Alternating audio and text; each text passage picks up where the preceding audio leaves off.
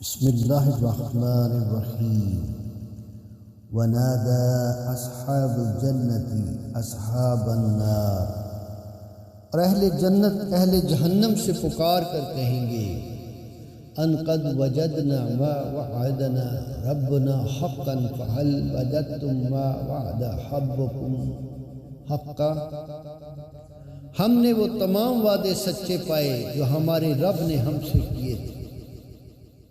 فَهَلْ وَجَدْتُمْ مَا وَعَدَ رَبُّكُمْ حَقًّا، کیا تم نے بھی اپنے رب کے وعدوں کو سچا پایا؟ قَالُوا نَعَمْ، وہ جواب دیں گے ہاں۔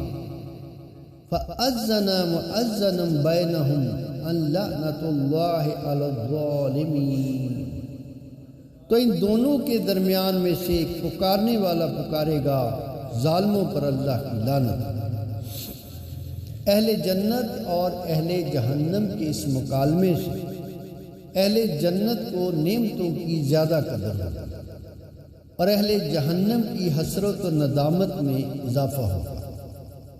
ایسے میں اہل جنت میں سے ایک مؤذن اذان برات دے گا جس کا مضمون یہ ہوگا ان لعنت اللہ علی الظالمین۔ حضرت امام محمد باقر علیہ السلام فرماتے ہیں کہ حضرت علی علیہ السلام نے کوفہ میں خطبہ دیتے ہوئے فرمایا تھا، میں دنیا و آخرت دونوں میں مؤذن ہوں۔ اللہ عز و جل نے فرمایا فَأَذَّنَ مُؤَذِّنٌ